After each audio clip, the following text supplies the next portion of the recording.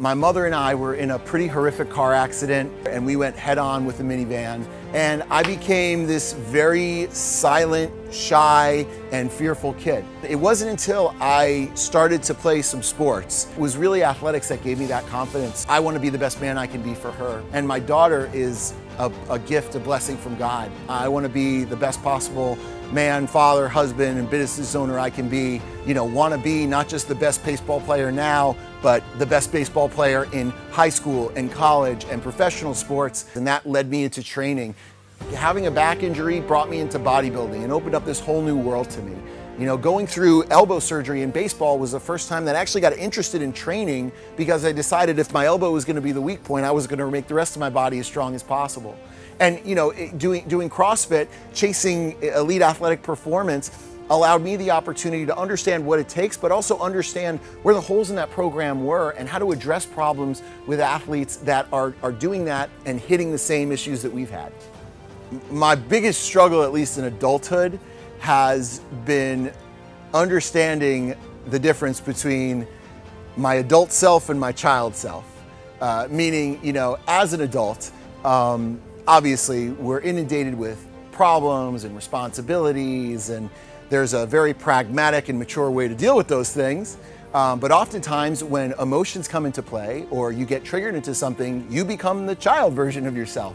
And you're just huffing and puffing and talking about how unfair it is, or how hard this is, or how the excuses for why you can't do it. And honestly, none of that matters, because as an adult, you have to realize that you are the captain of your soul. You're the master of your fate.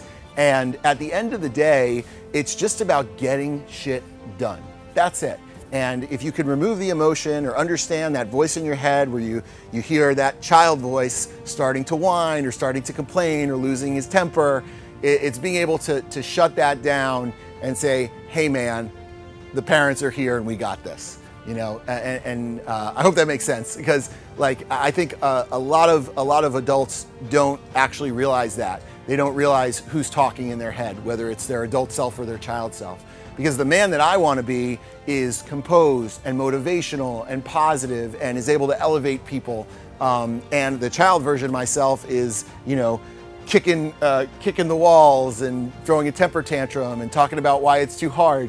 And being able to first recognize that and then consciously make a decision for who you want to be has been one of the biggest challenges and evolutions and sometimes accomplishments or failures of my life. Going through that childhood trauma, honestly, I don't really remember that much about it, but it does make a lot of sense to me now, looking back. Seeing things as an adult that happened to you when you were a child, all of a sudden the way you act, the way you react, the things that you do and you don't do, they start to all kind of make a lot of sense. And after going through that accident, and there was probably a lot of post-traumatic stress that happened, I realized that was a process of me really losing myself and then slowly finding myself again through athletics. I think that faith and spirituality is one of the most powerful forces that we have as humans. The ability to believe in ourselves and each other and a higher power gives us the ability to take chances, to take risks, and to encounter endeavors that no rational person would. But that's where greatness lies, right? And so the fact that you hold a deep belief in yourself and the universe is an immense tool for you to use. And that was something that was instilled to me from the time I was a little kid. And it really, honestly, people usually find it through religion, but it can be expressed in so many different ways. And I think having belief, there are so many things we don't understand, but having belief is honestly, it's like a superpower, because without it, we're lost, When it comes to commitment, you have to be really honest with yourself, and you have to honor yourself as well. First decide, what do you want and how bad do you want it? Because I think a lot of people are unrealistic with those things. They'll say they want something, but they don't actually really want it. Because when it comes to it, you're always going to encounter resistance. The greater the ambition, usually the greater resistance you're going to encounter. And so you have to be prepared for that and relentless in your pursuit, understanding that you're going to fail, and that's part of it. It's going to be hard, and that's part of it. But at the end of the journey, oftentimes those things that really sucked are honestly the biggest reward. Because once you achieve your goal, once you hit the point that you're at, now it can sometimes become an empty feeling. It's like, okay, I'm here, now what? It's the chase that's so thrilling. So if you're someone out there that loves to chase things and loves the idea of winning, it becomes addictive. It becomes a habit. The same way quitting can become a habit, so does dedication and commitment. And the more wins, even small wins, you can stack, the harder it is to break that habit, and it will bleed into all areas of your life. Leaving baseball was really hard. One, because I played it for a long time. Two, because it was highly tied to my personal worth. And three, because I didn't know what the hell I'm gonna do now.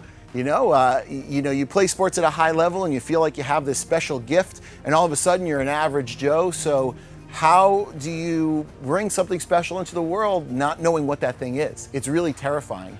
But it's also an opportunity for you to explore and look at different things and find different avenues for you to express your gifts. Because honestly, I look back at my baseball career and the things that I love the most about it, and what I love the most about it was feeling special and unique and being part of a team. And there are lots of different ways to do that. But it was just for me, like the things that really made me feel so rewarded about it. And now I'm in the same place. I have a huge team of athletes and coaches. I feel so special that they trust me. So, it's scary, but if you look at it as just instead of the end, honestly, it's the beginning.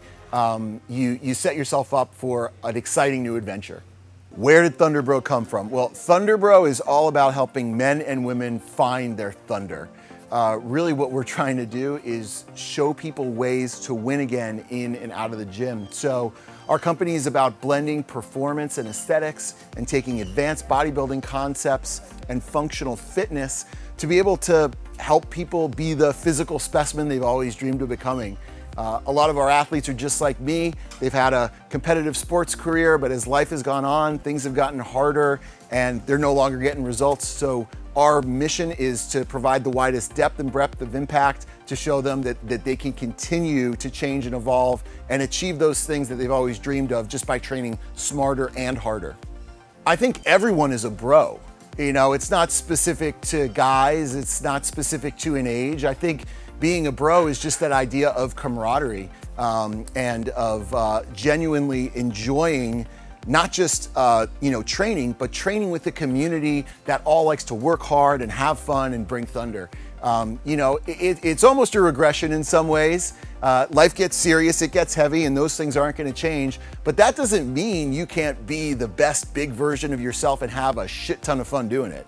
I mean, by far, the community that we have right now at Thunderbro, I feel like is my life's work. Even going back to when I first started playing sports, it's all the same story.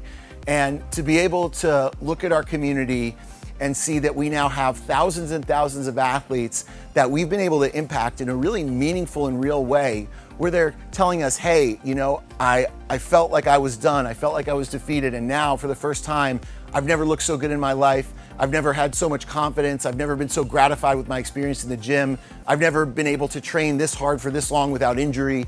Like, that's the most rewarding thing in the world to me. So they are the reward. And as we grow, honestly, it feels like it's all kind of part of the same mission. And I'm excited to see where that mission's gonna go. What you notice in the fitness industry is that a lot of methodologies and principles kind of set up their own camp and put fences around it. And so you'll have a group of performance-driven people, whether that be CrossFit or powerlifting or Olympic lifting or endurance training, that really care just exclusively about their athletic performance. And then you have communities like bodybuilding that are very much like calling their aesthetics or the way they look, their determination of their compass for where they want to go. And the truth is, like, these two things, like, they really have great application to each other, but separate, they each have their problems. You know, for people who exclusively chase performance, oftentimes you see them running into things like plateau and injury or not loving the way they look. And on the bodybuilding side, you see a lot of people who may look great, but may be inherently unhealthy or just display models only, in that they can't use their fitness outside the gym. So I believe, in line with the roots of physical culture, that the best looking people should also be the strongest and the most athletic. And you should be able to use your fitness outside the gym, in sport, in life, in combat. Because no matter who you are, I guarantee you the first time you walked in the gym, you were there because you wanted some derivative of, hey, I want to look good and I want to feel good. I want to feel strong. So your training should service those goals, and they shouldn't be separate from each other, but they should be synonymous, one and the same. When it comes to training and people's expectations, I think everyone is on board for training hard. They understand that if they want to change their body, if they want to get stronger, if they want to look awesome, they're going to have to apply some stress to themselves. But that's usually only 1 hour of the day. So you got 23 other hours to fuck it up. And that's really the magic ticket, because once you've gotten to the point where, you know, when you're young, you can get away with a lot, you can eat like crap, you can drink alcohol and stay up all night and still probably look and perform pretty well if you're, you know, somewhat gifted. But there comes a point where you just can't get away with that stuff anymore. And for some people, that happens earlier than others. And that's where nutrition and lifestyle come into play. You can't outperform a bad diet. And if you are really invested in your goals, and you're not looking at diet as one of the main pillars, you're operating at a fraction of your capacity. So it has to have accuracy. Things have to be done on purpose, with purpose. And the same way you evaluate your training, you need to be constantly evaluating your nutrition. I think when it comes to diet, it's scalable the same way training is. So for instance, someone who's completely untrained, just the act of setting foot in a gym is a huge victory. That's meeting them where they're at. I'm not worried about how much weight is on the bar or how many repetitions they're doing, but just getting in the gym is a start. So on the nutrition side, that would be the equivalent of, you know, taking people and removing the problems from their diet. You're like, okay, let's get rid of the highly refined processed carbohydrates and the sugar and the alcohol and the calorically dense sugar-laden things, and replace them with real foods that are gonna actually help you.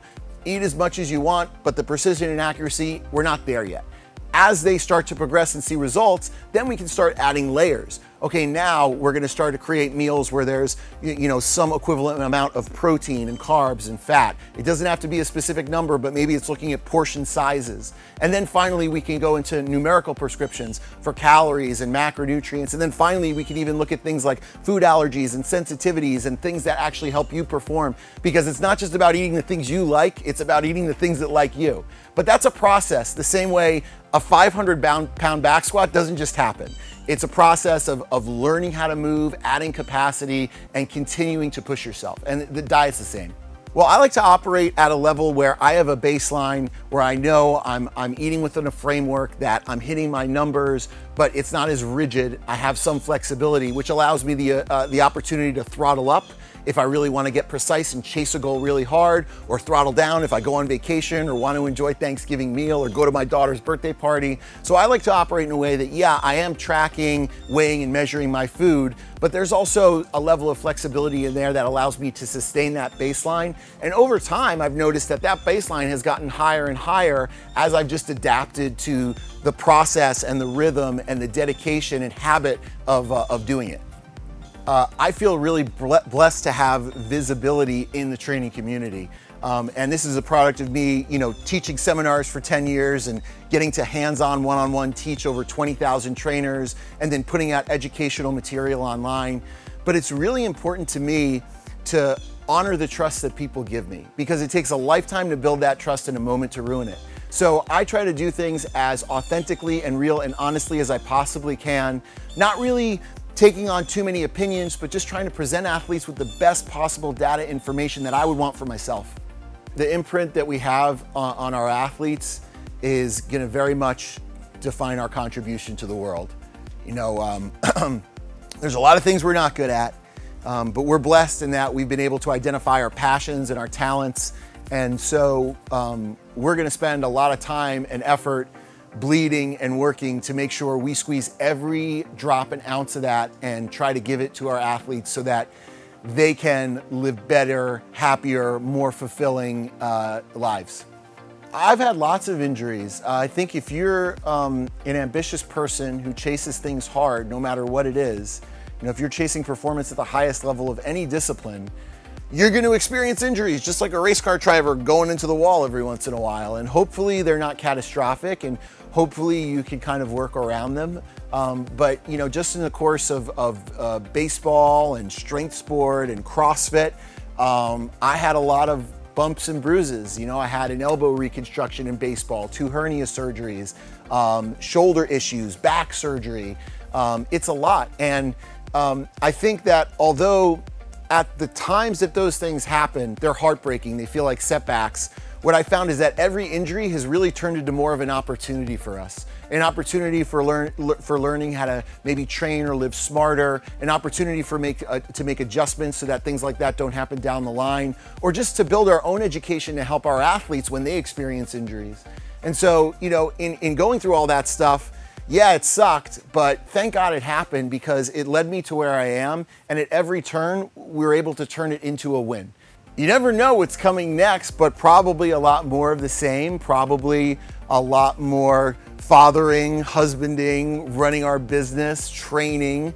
I'm really excited in this chapter coming up now, where we're setting our company up for some massive growth and being able to scale Thunderbro to go from a group of a few thousand athletes to hopefully tens of thousands of athletes, and being able to put our footprint on the fitness industry and show people that there's a way to train smarter and harder to allow them to get the results that they deserve in a fun way. Being able to create that brand and not just have it be a training program, but almost like an imprint of my personality, is such an honor to see people get behind that. And so I think in the next chapter, we'll be highly focused on that. We'll be highly focused on being the best parents we can be for our daughter. And I don't know what's coming, but whatever it is, we're gonna handle it like champs. That's it. I'm a fan of equipment in general. As you can see in my gym, I got 10,000 pieces of specialty equipment and this, that, and the other thing. And one thing I'm always thinking about is how to bring these advanced bodybuilding concepts that you might see in a Globo gym, in a room full of all these specialized machines, and deliver them to my athletes at home who are training in their garage gym or their CrossFit gym or their basement. And what I love about PowerTech is that, one, it's a nice blend of equipment that you can actually really load up pretty well and do some real good, hard, functional training, or get a good stimulus to actually chase performance and get real results. But it's presented to athletes in a way that's affordable, that's appropriate for the home or in a regular gym. For me, it's a way to be able to show athletes that they can get access to really specialized fitness equipment in a way that's more accessible. My name's Dave Lipson, and I'm committed to stronger lives for myself and my athletes.